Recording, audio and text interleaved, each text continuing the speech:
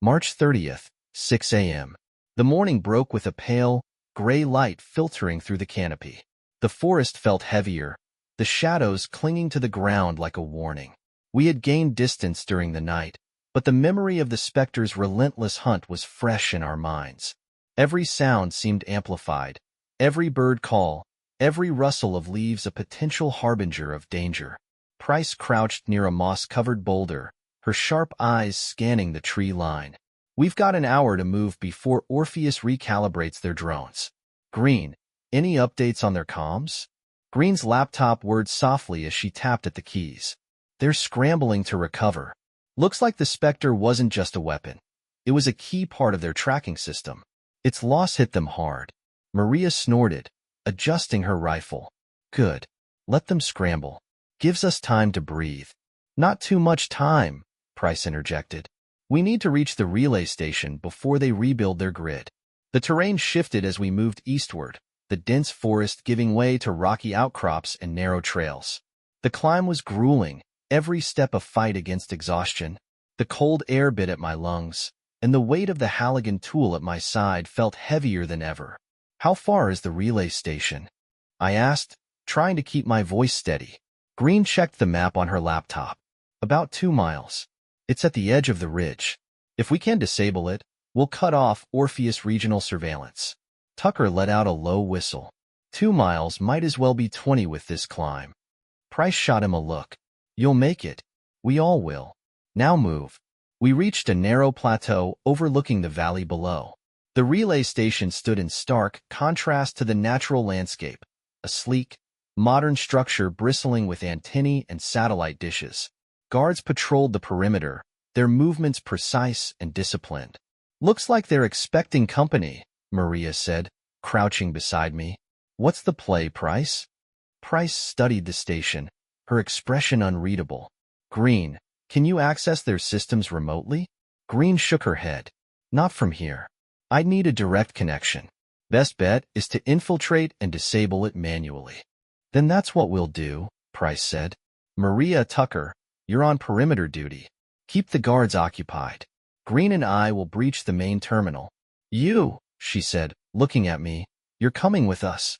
We'll need backup inside. We approached the station under the cover of the rocky outcrops, moving in synchronized silence. Maria and Tucker split off, their task to create a distraction. The faint crack of a rifle echoed through the valley, followed by shouts and the sound of running feet. That's our cue, Price said, leading us toward a maintenance hatch on the side of the building.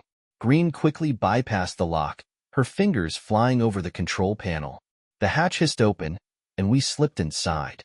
The interior of the relay station was a maze of corridors lined with humming servers and blinking lights.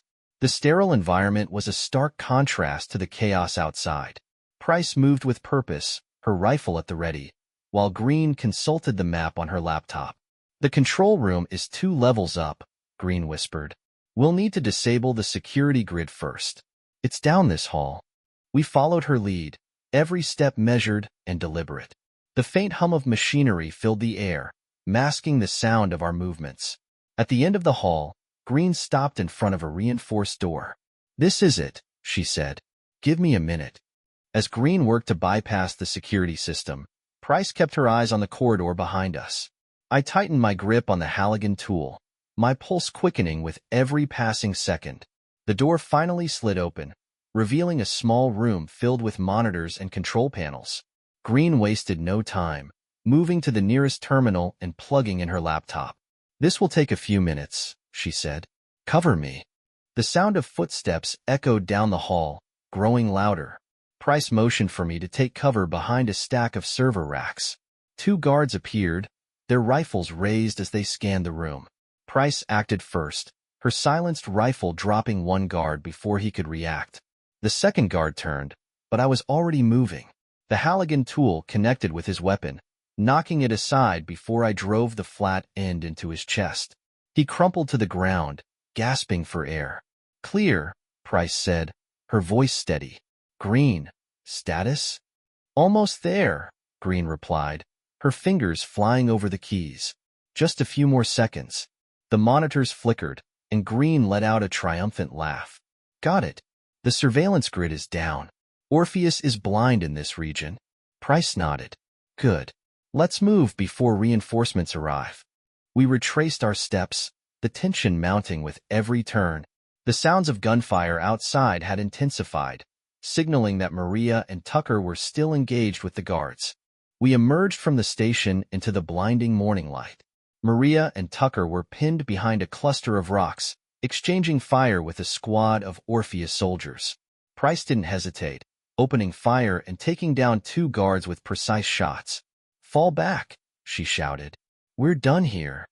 Maria and Tucker broke from cover, retreating toward us as we laid down suppressing fire. The group moved as one, disappearing into the rocky terrain as the sound of reinforcements grew louder behind us. The ridge provided a temporary haven, the relay station now a distant silhouette against the rising sun. Green collapsed onto a rock, her laptop clutched to her chest. "We did it," she said, her voice a mix of exhaustion and relief. "They're blind." Price nodded, her expression hard but satisfied. "For now, but they'll recover. We need to keep moving." As we disappeared into the forest once more, the destruction of the relay station felt like a small victory in a war that was far from over. But for the first time in days, I allowed myself a glimmer of hope. 9:15 a.m. The forest swallowed us whole, its dense canopy blocking out the sun and plunging the world into an unnatural twilight. We moved in silence, the groups breathing heavy and labored after the battle at the relay station. Each step forward felt heavier, weighed down by the knowledge that Orpheus would soon realize what we had done. Price led the way, her rifle held at the ready. Behind her, Green clutched her laptop tightly, the glow of the screen reflecting her furrowed brow. Maria and Tucker flanked the group, their weapons poised as they scanned the shadows for any sign of pursuit. "We've bought ourselves time," Price said, her voice low but resolute. "But not much." Green, "How long until they re-establish their grid?" 2 hours, maybe less," Green replied, her voice tight. "They'll send drones and ground teams to triangulate us. We need to put as much distance between us and the station as possible." Maria muttered a curse, adjusting the strap of her rifle. "They're like cockroaches. You squash one, and 10 more show up." "We'll deal with them," Price said. "We always do." The terrain grew steeper as we climbed a series of jagged rocks that jutted out from the earth like broken teeth. Each foothold was treacherous, the loose gravel threatening to send us tumbling back down. Tucker grunted as he hauled himself up, his shotgun slung awkwardly over his shoulder. "Next time, let's pick a path that doesn't try to kill us," he said, his voice laced with sarcasm. "Next time, stay in cover," Maria shot back, a smirk tugging at her lips. "Might save us a few heart attacks." "Both of you focus," Price snapped. "We're exposed here. Keep moving." At the top of the ridge, the forest stretched out before us, an endless sea of green. In the distance, a faint column of smoke rose into the sky. "Looks like Orpheus isn't wasting time," Price said, nodding toward the smoke. "That's their recovery team. Should we engage?" Maria asked, her tone sharp. Price shook her head. "Not yet. We're not equipped for a full-scale fight. We stick to the plan." We found temporary shelter in a narrow cave hidden by a curtain of vines. The air inside was damp and cold, but it offered a reprieve from the relentless tension of the chase. Green immediately set up her laptop, the faint hum of its fan breaking the silence. "I've intercepted some of their comms," she said, her eyes glued to the screen. "They're spreading their forces thin, trying to cover as much ground as possible. If we move fast, we can slip through their net." "Anything useful about their next steps?" Price asked. Green hesitated. "Not exactly, but there's something strange. Mentions of a recovery asset. Something big. They're not saying much, but it sounds like a weapon." "Great," Tucker muttered. As if the specter wasn't bad enough. Price's expression darkened. "We need intel." Green, "Keep digging. Everyone else, gear check. We move in 10. The forest closed in around us as we resumed our march. Every step felt like a step closer to an unseen predator, the air thick with tension. Green's laptop chirped intermittently, her face growing more concerned with each update. "They're adapting," she said finally. They're rerouting patrols, tightening their perimeter. It's only a matter of time before they cut us off. Then we need to disrupt them again, Price said. What's the closest target? Green pulled up a map, her finger tracing a line to a marked location. There's a comms tower about 5 miles east. Smaller than the relay station, but critical for coordination. If we take it out, it'll buy us another window. 5 miles through this terrain? Maria asked, raising an eyebrow. We'll be lucky if we get there by nightfall. We don't have a choice, Price said. It's either that or get surrounded. 12:30 p.m. The comms tower came into view, a spindly structure perched atop a hill. It was guarded, but not heavily. A skeleton crew of 5 soldiers patrolled the area. The challenge wasn't the guards. It was the open ground leading to the tower. No cover, Maria muttered, peering through her scope. They'll see us coming a mile away. We'll create a diversion, Price said. Maria, Tucker, you take the ridge and draw their attention. Green, you're with me. We'll breach the tower and disable the systems. And me? I asked. Price handed me a small pack of explosives. You're planting charges at the base. If things go south, we make sure this tower doesn't stand. The plan unfolded with military precision. Maria and Tucker opened fire from the ridge, their shots precise and methodical. The guards scrambled to return fire, their focus entirely on the distant threat. Meanwhile, Price, Green, and I slipped through the shadows, reaching the base of the tower undetected. Green worked quickly, bypassing the tower's security systems while Price covered her. I planted the charges, securing them to the tower's support beams. My hands shook as I set the timers, the weight of our mission pressing down on me. Charges set, I whispered. 2-minute timer. Let's move. The first explosion was deafening, the ground shaking beneath our feet as the tower collapsed in a plume of smoke and debris. The guards on the ridge fell back in disarray, their coordination shattered. Price didn't wait to assess the damage. Fall back, she shouted, leading us into the forest. We're not sticking around for their response. As we disappeared into the shadows, the sound of the collapsing tower echoed behind us, a small victory in a war that felt endless. But for the first time in hours, I felt a flicker of hope. We were still in the fight. 2:30 p.m. The forest offered no solace. The dense canopy above provided shade but also shrouded every sound, every movement, in an oppressive stillness. We pushed forward, the ground beneath us uneven and littered with roots and fallen branches. The destruction of the comms tower had bought us time, but we knew it was fleeting. They'll send drones soon, Green warned, her laptop strapped tightly to her chest as she struggled to keep pace. I've been intercepting fragments of their comms. They're scrambling to regroup, but they're pissed. Good, Maria said with a sharp grin. Let them be mad. Makes them sloppy. Price cut her a glance. Sloppy or not, they're still dangerous. We keep moving until we reach higher ground. And then what? Tucker asked, hefting his shotgun. We can't run forever, Price. Sooner or later, they'll corner us.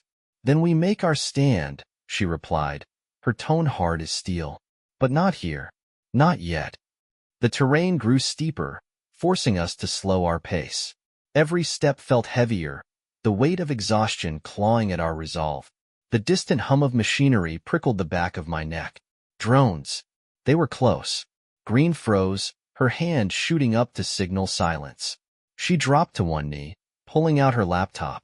Her face was illuminated by the faint glow of the screen as she worked. 2 drones, southeast, she whispered.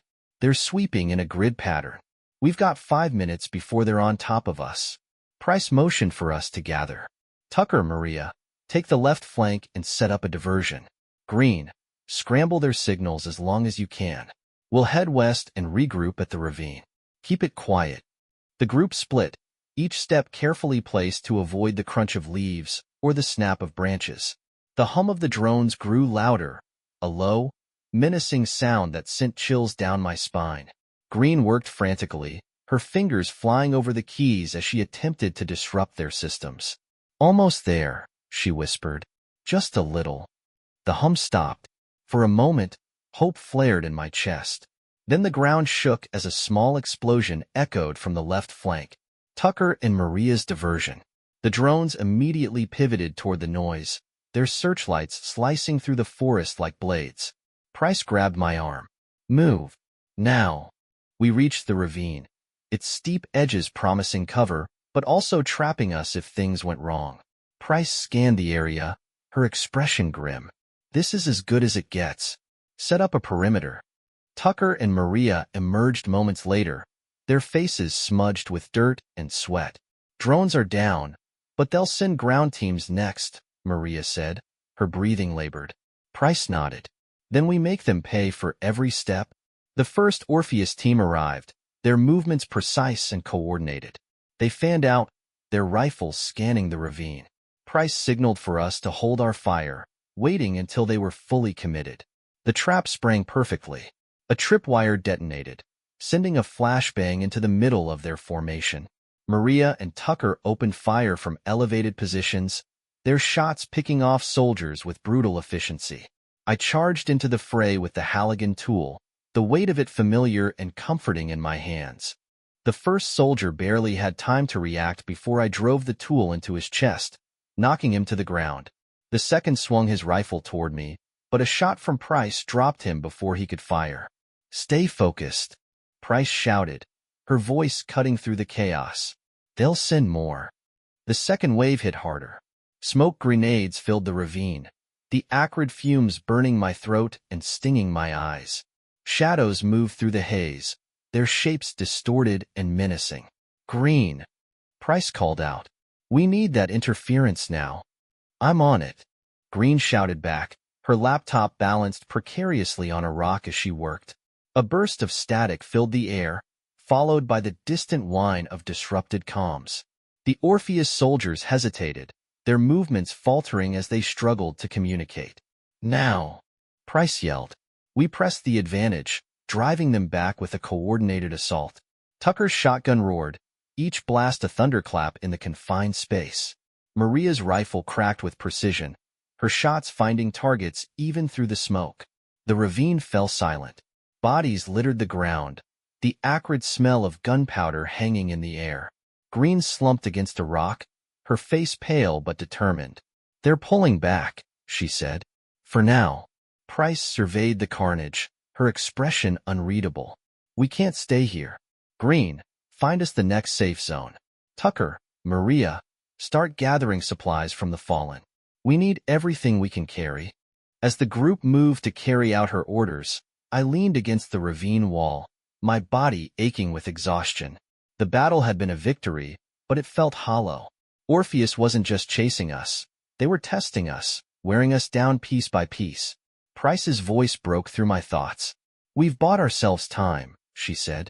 But this isn't over. Not by a long shot.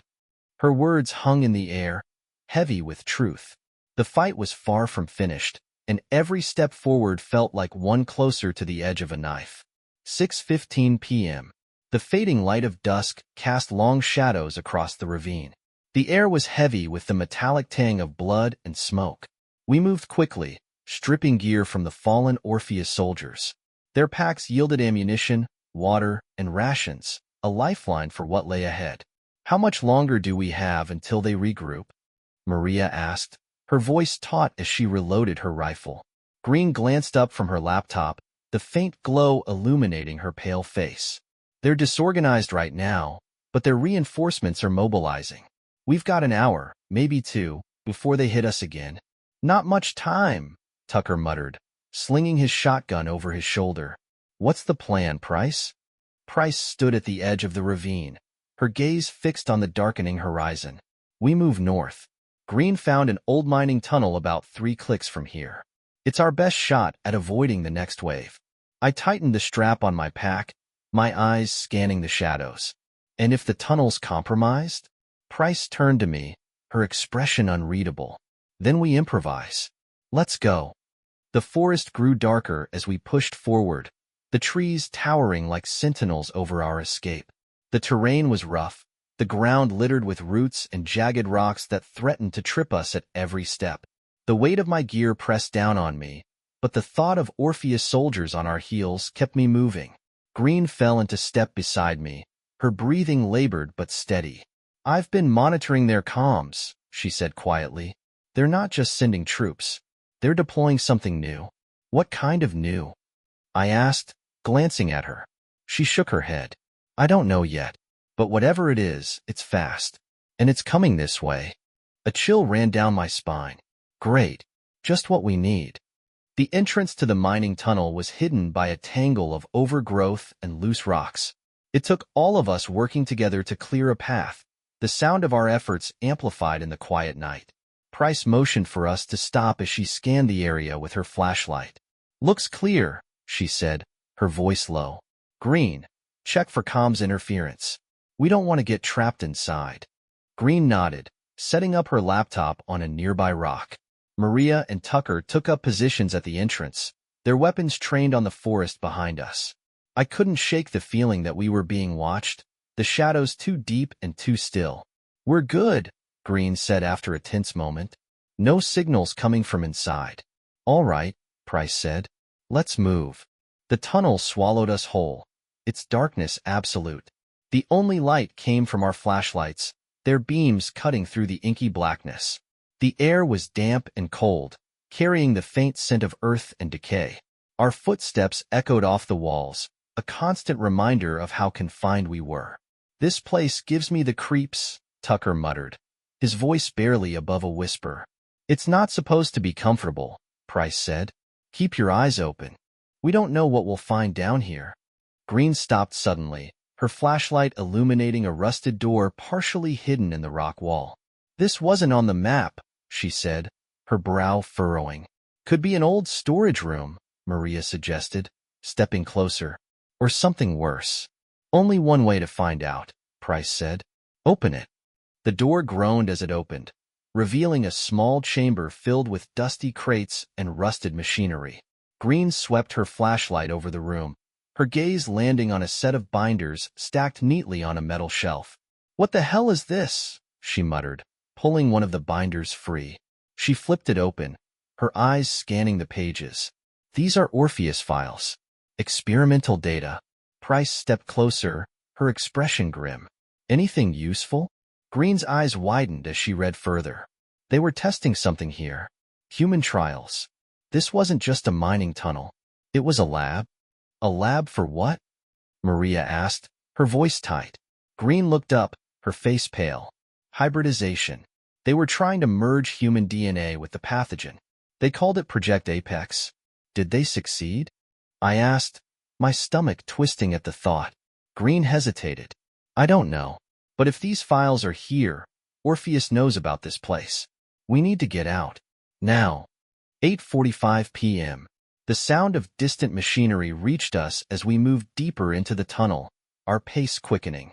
Green clutched the binders to her chest, her breathing ragged. They're here, Price said, her voice low. Move faster. The hum of drones grew louder, reverberating off the walls. Shadows danced in the tunnel as the first beams of light cut through the darkness behind us. Run! Price shouted. We sprinted through the tunnel, the sound of pursuit growing louder with each step. My lungs burned, my legs screaming in protest as we raced toward the faint glimmer of moonlight ahead. We burst from the tunnel into the open air, the cold night hitting us like a wall. Behind us, the drones hesitated at the entrance, their sensors sweeping the area. Price didn't stop, leading us into the forest without hesitation. Keep moving, she ordered. We're not safe yet. As we disappeared into the trees, the distant hum of the drones faded, replaced by the deafening sound of our own breathing. The files Green carried felt heavier than any weapon, a grim reminder of what we were up against. Price slowed, her eyes scanning the darkened forest. We find a place to hole up, then we figure out our next move. The long night stretched ahead, fraught with danger and uncertainty. But one thing was clear. The war with Orpheus was far from over. 10:15 p.m. The forest stretched endlessly, every shadow a potential threat. The moon hung high above, its pale light barely piercing the canopy. We pressed on, our breaths clouding in the cold air, each step a battle against the ache in our legs and the dread in our hearts. Price led us deeper into the wilderness, her sharp gaze scanning for any sign of danger. Green carried the binders tightly against her chest, her laptop bag slung over one shoulder. Maria and Tucker flanked the group, their weapons ready, their eyes darting between the trees. "We need a place to rest," Maria said, breaking the tense silence. "We're running on fumes." Price nodded but didn't slow her pace. "There's an old ranger station about 2 miles from here," she said. "It's off the grid, but it should give us cover for a few hours." "If it's not crawling with Orpheus," Tucker muttered. "If it is, we'll deal with it," Price replied, her tone leaving no room for argument. The ranger station appeared out of the darkness like a ghost, its weathered structure partially hidden by overgrown brush. The windows were boarded up, and the roof sagged under years of neglect. It wasn't much, but it was better than nothing. Price raised a fist, signaling us to halt. "Maria, Tucker, check the perimeter. Green, stay with me." Maria and Tucker moved silently into the shadows, their weapons at the ready. Green set her laptop on a nearby stump, her fingers flying over the keyboard. "Any signs of activity?" Price asked. Green shook her head. "Not yet, but Orpheus isn't far. Their drones are sweeping the area. We need to be quick." "Let's hope this place is as empty as it looks," Price said. The interior of the ranger station was worse than the outside. Dust and debris covered every surface, and the air was thick with the smell of mildew. A broken table lay in the center of the room, surrounded by rusted chairs. But it was dry, and the walls would provide some protection. "Clear," Maria said as she and Tucker returned. "No signs of recent activity." Price nodded. "Good." Tucker, barricade the door. Maria, set up a watch outside. Green, find us any intel on the drone's movements. We'll rest here for a few hours, then move before dawn. As the others worked, I collapsed onto an old bench, my body screaming for rest. Green sat across from me, her laptop casting a faint glow on her face. "You think those files will help us?" I asked, nodding toward the binders. She hesitated before answering. "They might. If we can figure out what Orpheus is planning, we might have a chance to stop them. But it's a long shot." "A long shot's better than no shot," I said, trying to sound more confident than I felt. 12:30 a.m. The stillness of the night was shattered by the faint hum of drones. Maria's voice crackled over the comms. "They're here. 3 drones, circling about 50 yards out." "Stay low and don't engage," Price ordered. "Green, can you jam their signals?" Green's hands moved swiftly over her keyboard. "I'm trying, but they've upgraded their systems. This isn't going to hold them for long." "Do what you can," Price said, turning to the rest of us. "If they breach, we hold this position as long as possible. No one moves until I say." The hum grew louder, accompanied by the faint glow of searchlights cutting through the trees. My grip on the Halligan tool tightened as adrenaline surged through my veins. The first drone appeared, its sleek frame gliding silently above the treetops. Its spotlight swept the ground, pausing briefly on the station before moving on. A second drone followed, its sensors scanning the area with methodical precision. "They're mapping us," Green whispered, her voice tinged with fear. "If they get a lock, we're done." Price crouched by the window, her rifle aimed at the nearest drone. "Not if we take them out first." "Tucker, Maria, you're with me." "Green, stay on the jamming frequency." "You," she said, looking at me, "stay close and cover our retreat." The attack was swift and brutal. Maria's rifle cracked, the shot shattering the silence and striking the first drone. Sparks flew as it spiraled out of control, crashing into the trees. Tucker took out the second with a well-placed blast from his shotgun, the explosion lighting up the night. The third drone fired back, its onboard turret spraying the station with bullets. We dove for cover as splinters flew, the sound deafening in the confined space. "Green!" Price shouted. "Shut it down." "I'm trying," Green yelled, her fingers a blur on the keyboard. The drone hovered, its turret locking onto the station. I grabbed the Halligan tool and sprinted toward the door, my heart pounding. With a desperate swing, I hurled it at the drone. The tool struck its sensor array, sending it into a malfunctioning frenzy. Price seized the moment, her shot piercing its core. The drone exploded, raining debris over the clearing. The silence that followed was almost unbearable. Smoke rose from the shattered drones, and the forest seemed to hold its breath. Price stood in the center of the room, her rifle still trained on the treeline. "We need to move," she said, her voice steady but urgent. "Green, grab the files. Tucker, Maria, pack up whatever's left. We're leaving now." As we disappeared into the night, the ranger station smoldered behind us, another temporary haven reduced to rubble. The drones were down, but Orpheus wouldn't stop. The hunt would continue, and so would we. 2:15 a.m. The forest was alive with sound. The wind rustling the treetops, the distant hoot of an owl, and the faint crackle of twigs underfoot as we trudged through the darkness. Every noise felt amplified, as if the night itself conspired to betray us. Price led the way, her rifle at the ready.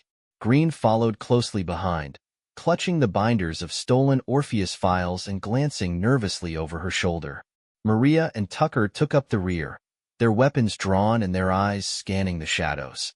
I stayed near the center, the Halligan tool in my hand a comforting weight. "We need to find cover before dawn," Price said, her voice a low murmur. "Orpheus won't stop hunting us, and we can't afford another firefight." Maria snorted. "I'm starting to think they don't even care about the files. They just want us dead." "Doesn't matter what they want," Price replied. "What matters is staying alive long enough to figure out how to use these files against them." Green slowed her pace, her laptop tucked awkwardly under one arm. "I've been going through the data. It's a mess, fragmented and encrypted. But from what I can piece together, there's a location mentioned repeatedly: Black Hollow." "Black Hollow?" Tucker asked, frowning. "That's supposed to mean something?" Green nodded. "It's not just a place. It's a facility. A big one. If Orpheus is protecting it this heavily, it's got to be important." Price's expression darkened. "Then that's where we're going. But first, we need to regroup and resupply. Tucker, Maria, see if you can pick up a trail. Green, keep digging. Let's move." We stumbled upon an old farmhouse nestled in a clearing. The structure was dilapidated, its windows shattered and its roof partially caved in, but it offered walls and a semblance of shelter. Price raised a hand, signaling for silence. Maria and Tucker fanned out, checking the perimeter while the rest of us crouched in the shadows. After a tense moment, Maria's voice crackled over the comms. "Clear. Looks like no one's been here in years." "Good," Price said. "Everyone inside. We'll rest here for a few hours, then plan our next move." The farmhouse's interior was as decrepit as its exterior. Dust coated every surface, and the air was thick with the smell of rot. Tucker set up a makeshift barricade at the front door while Maria covered the windows with torn curtains. Green sat cross-legged on the floor, her laptop open and her face illuminated by the screen's glow. "This place is a dead zone. No signals coming in or out. We're safe for now." "Define safe," Maria muttered, wiping dirt from her rifle. Price ignored the remark, turning to Green. "What else can you tell us about Black Hollow?" Green hesitated, her fingers hovering over the keyboard. "Not much yet, but from what I've decrypted, it's a central hub for Orpheus operations. They're running experiments there, big ones. If we can get inside, we might find the leverage we need to turn this around. Or get ourselves killed," Tucker said. Price's gaze hardened. "We're already in this. We see it through." 4 a.m. The sound of approaching footsteps jolted us from our uneasy rest. Price motioned for silence, her rifle trained on the door. Maria and Tucker flanked the windows, their weapons raised. A voice called out from the darkness, low and steady. "We're not Orpheus. Lower your weapons." Price didn't move. "That's not convincing." The voice came closer. "We're survivors, like you. We saw the drones go down. Figured whoever did that might be worth talking to." A figure emerged from the shadows, hands raised. He was tall and lean, with a patchy beard and sharp eyes. Behind him, 2 others followed, equally ragged but armed. "Names?" Price demanded. "I'm Carter," the man said. "This is Lane and Harris. We've been dodging Orpheus for months. You can shoot us if you want, but we've got intel you might need." "What kind of intel?" Price asked, her tone cautious. Carter smirked. "Black Hollow. We know where it is, and we know how to get in. The room fell silent. Price lowered her rifle slightly, but kept her finger on the trigger. Why would you help us? Because we can't take them down alone, Carter replied. And you clearly know how to hit them where it hurts. Price studied him for a long moment before nodding. You've got 5 minutes to prove you're not wasting our time. Carter grinned, stepping forward. That's all I need. As the group settled into tense negotiations, the shadows outside deepened, and the night stretched on. The fragile alliance formed in the darkness felt like our only shot at survival, but trust was a luxury we could no longer afford.